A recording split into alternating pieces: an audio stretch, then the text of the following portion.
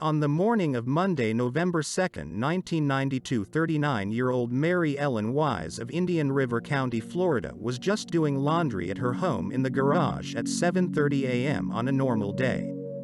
Around this time, an unknown assailant got into her home and forcefully abducted her and took her to her car.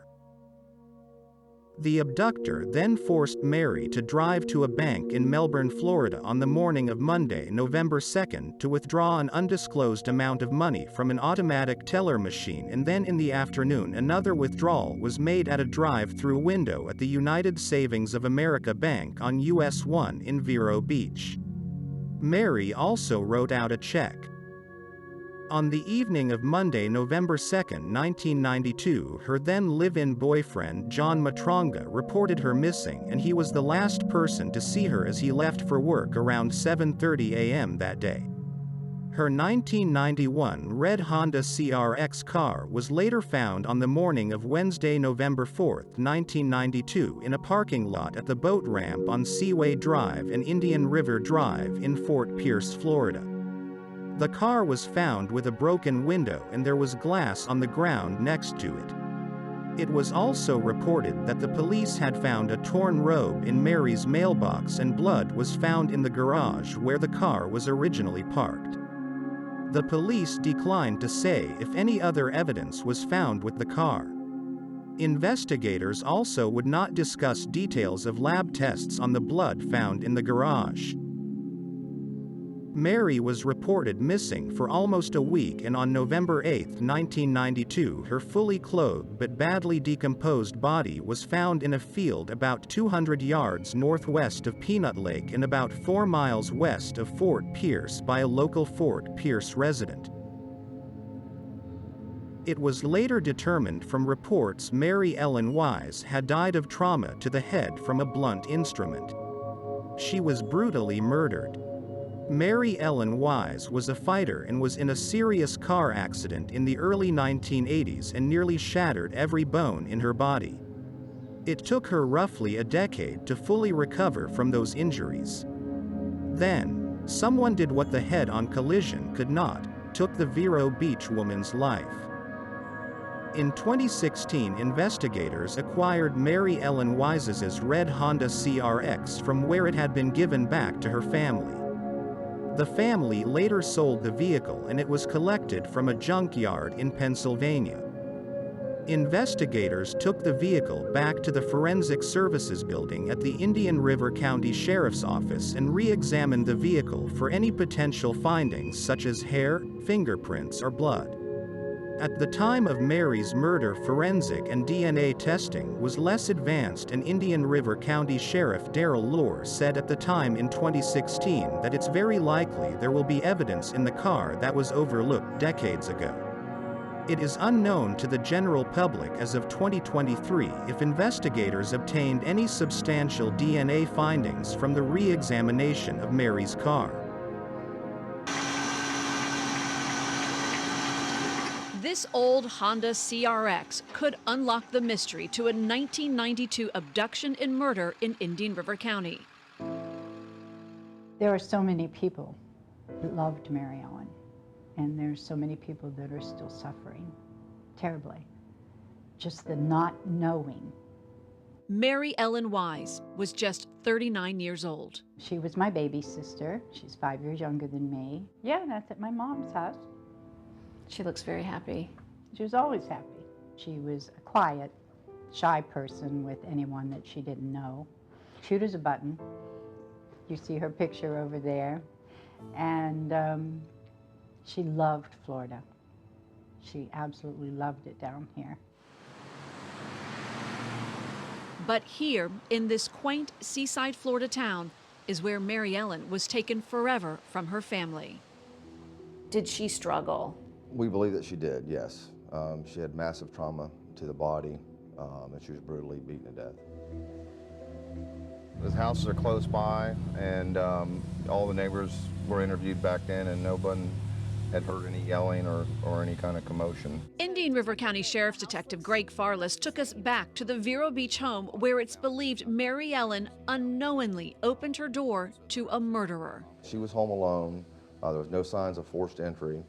So we believe that she did know her killer. Your sister was a cautious person. Yes, she was. She's just not going to open the door to anybody. Exactly. So you think she knew her killer? I feel sure of it, yes.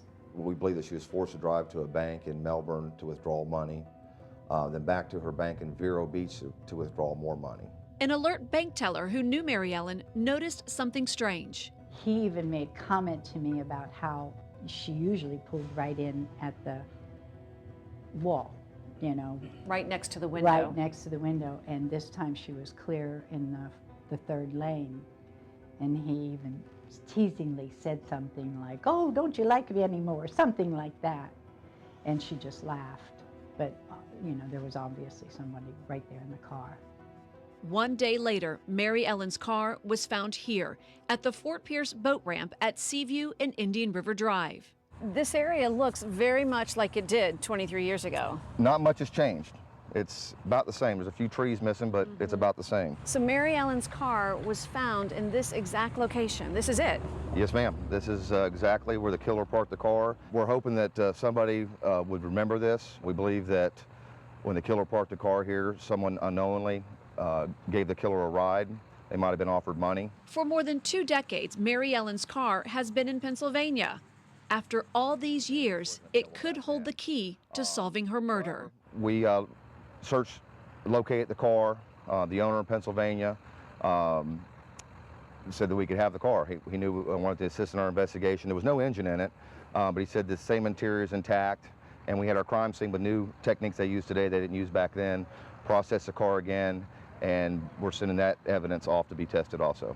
You believe that whoever the killer is, that person had to fit into this part of the car. Yes, I do. Because at the bank, the teller said she didn't see anybody in the car with Mary Ellen. Nobody in the car. It's a tight fit back there. Matter of fact, it's not even really seats back there. So we believe that the killer was medium to small build.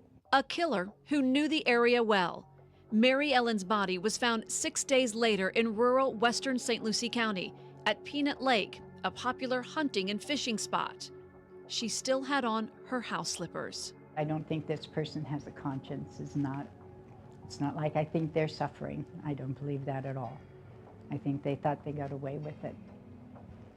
And they're just as happy as a clam going on with their life. And that's not right.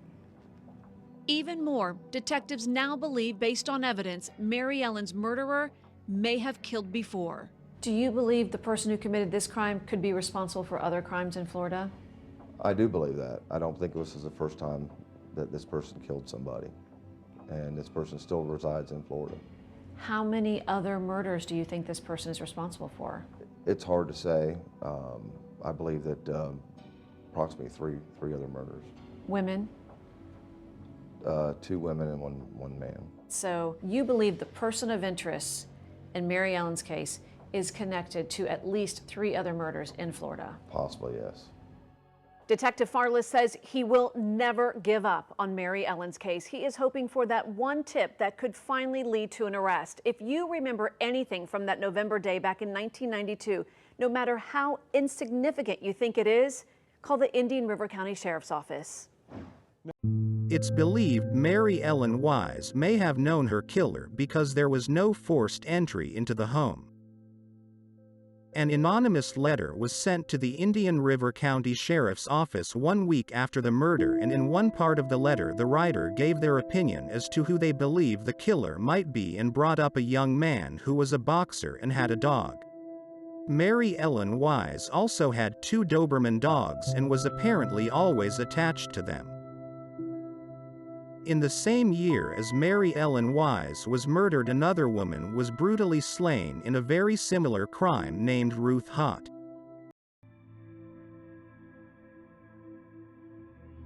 On Wednesday, February 26, 1992, 41-year-old Dr. Ruth Hott was going to work at the Sandra Roberts Chiropractic Clinic at 22 North John Young Parkway in Kissimmee, Florida. Whilst Ruth Hott was working at the Sandra Roberts Chiropractic Clinic that day, she was abducted.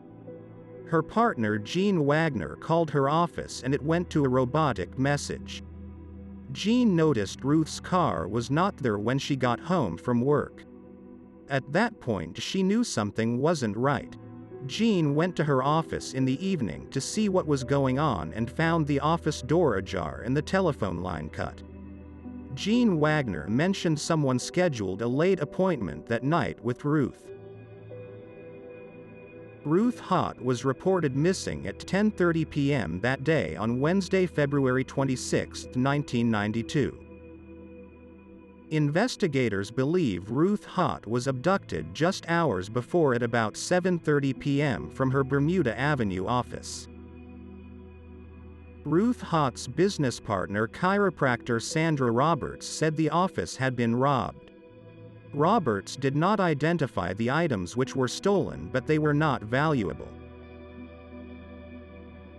Authorities believe Ruth Hott was driven to Vero Beach, Florida 3 hours away from her office after 7:30 p.m. because an ATM camera at a SunTrust bank at 1716 Highway A1A picked up a person wearing a green short-sleeved shirt with 2 buttoned pockets on each side and a hooded sweatshirt covering their face using her bank card.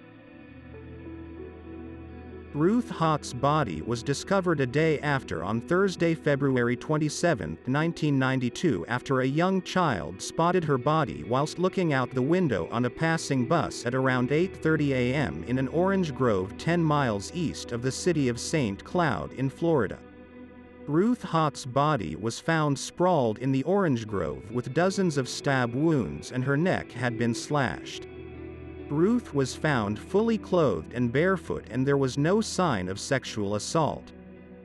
A box for a Children of the Sun cassette tape, minus the tape, was found near Hott's body. Investigators also wanted to know more information about a red truck seen around the time she was considered missing around Orange Grove on Hickory Tree Road and Highway 192. The truck was said to have had a crescent-shaped logo on the driver's door and was either a Chevrolet S10 or Ford Ranger with a black side-to-side toolbox in the bed. The Osceola County Sheriff's Office also wanted to know more about a sighting of a white 1979 Monte Carlo sedan parked in front of Hott's office the night of her death. A passerby noticed the car about the time of Hott's disappearance. About the same time, another witness reported seeing a white sedan driving erratically northward on Bermuda Avenue near Hott's office. The car then sped east on Vine Street, and there may have been 2 people in it. This picture of possibly Dr. Ruth Hott's killer was snapped at a Vero Beach automatic teller machine on the very night she disappeared. The person in the picture was using her bank card. Investigators, however, don't know if Dr. Hout was with that person or not. It's obvious that you can tell this person went through a great deal to reveal their identity, or to conceal their identity, by wearing a hooded type sweatshirt covered up by a green or teal in color, 2-pocketed button-up shirt. A shirt later found covered in blood next to the doctor's body many miles from Vero Beach in this Osceola County Orange Grove. Ruth Hout had been stabbed 12 times, her throat cut. Detectives are also looking for a red pickup truck seen around the Hickory Tree Road Grove about the time of Dr. Hout's murder. If you saw that truck, Sheriff John Lane wants to hear from you. We'd like to identify the truck, the passengers, and the driver to help further our investigation. Kathy O'Neill, Channel 9 Eyewitness News. By 1995, Osceola County investigators named Curtis J. Huff Jr. as the primary suspect in Ruth Hott's case. He was already serving time at the state prison in Hardy County for a 1993 attempted murder that occurred during a botched robbery at a Kissimmee motel. The judge who convicted Huff in that case told him, "My picture of you is someone who is afflicted with deep psychological disturbance, and there's no doubt in my mind that you intended the death of your victim." Detectives told the News Gazette in 1995 that Huff had been a suspect all along and that they had some things on Ruth's case that are leading us places. The affidavit used to execute a search warrant at Huff's father's house in St. Cloud, where he lived, and to obtain Huff's DNA detailed why he was the primary suspect. The affidavit revealed some of the most damning evidence linking Huff to Haught's murder, including Huff's red pickup truck was seized in the 1993 attempted murder case, and matched the description of a vehicle seen near the area where Haught's body was discovered the night she disappeared. Tire tracks at the scene matched the tires on Huff's truck. A "Children of the Sun" cassette tape without a box was found in Huff's truck. A box for a "Children of the Sun" cassette tape, minus the tape, was found near Haught's body. Huff, 5 feet 4 inches tall, fit the height of the suspect in the ATM footage. Huff grew up in Vero Beach and had lived a short distance from the bank where Haught's ATM card was used. Huff's girlfriend told police he often traveled to Vero Beach although he lived in St. Cloud. Footprints made by Reebok tennis shoes at the scene matched a pair of Reeboks seized by investigators at Huff's father's home. But despite all the evidence that seemed to link Huff to Haught's murder, he was never charged or prosecuted. Why didn't they do anything when they found out when Huff was connected to Ruth's murder in 1995? Wagner told the News Gazette, "I'm upset. I need answers." Curtis J. Huff Jr. from Vero Beach, Florida has a long criminal record stretching to Michigan and throughout Florida. He was a Vero Beach High School graduate and a former airman in the Air Force. Curtis Huff Jr. is also considered a suspect in Mary Ellen Wise's murder. Curtis Huff's parents and Curtis knew Mary and lived across the road from Mary but not at the time of her murder. Curtis Huff Jr.'s girlfriend at the time in 1992 also lived near Ruth Haught's chiropractic office around the time of Ruth's murder. Curtis J. Huff Jr. was 23 in 1992 and earlier on in the same month Ruth Haught was murdered in February 1992 he committed burglary and grand theft offenses. He was arrested a month later for those crimes but the charges were later dropped. He wasn't in custody at the time of Mary Ellen Wise's murder. In 1993 he was sentenced to a 20-year term at the state prison in Hardy County for a January 1993 attempted murder that occurred during a botched robbery at a Kissimmee motel. He served 12 years from the 20-year sentence. Curtis Huff Jr. is also linked to other unsolved murders which occurred in Florida in 1992. Both Ruth Haught and Mary Ellen Wise were murdered 30 years ago in 1992 in eerily similar circumstances as both were kidnapped, taken to an ATM machine and their bodies were both eventually found in fields in Florida. New at 11, honoring victims of violence and the loved ones often left behind to endure a lifetime of pain and regret. The Indian River County Sheriff's Office held a special ceremony tonight, and News Channel 5's Megan McRoberts was the only local reporter inside. She's live in Vero Beach. Megan. Michael, that ceremony tonight was held here at the island, the Veterans Memorial Island in Vero Beach, and in attendance, some families who have at least had some closure knowing who is responsible for killing their loved ones. Others are still waiting for that answer, such as Mary Ellen Wise's family. Now, 23 years after she was murdered, her sister is hoping there is still someone out there who knows something so they can close this cold case. Raphael Walden, Once a year, there's this ceremony. Lori Lynn Weber, A somber gathering of people remembering a loved one. Louise Leimer, A loved one who was killed or murdered, like Sharon Correa's baby sister. Mary Ellen Wise, This is my baby sister. Her name is Mary Ellen Wise. Sweet and funny. November 2nd, 1992. Mary Ellen was abducted from her Vero Beach home, robbed and beaten to death at 39 years old. She was brutally murdered, brutally. Her body found 6 days later in an isolated area of St. Lucie County. Many people tonight know who to blame for the death of their loved one. 23 years later, though, Sharon is still waiting for that answer. You know, you never lose the hope. Making another plea to the community to help close this cold case. Somebody knows, and maybe they don't even know they know. It's a crime that's taken a toll on Sharon's family, overcome with grief. He also killed my mother. She started dying the day that my sister died. Determined to put it behind her family for good by fulfilling a promise to her mother. I promised her we would never, ever give up. The names of more than 150 victims in Indian River County were read, and there are still at least 10 murder cold cases open in Indian River County, including Mary Ellen Wise's. If you know anything about her case or any of these open cold cases, you're asked to call authorities.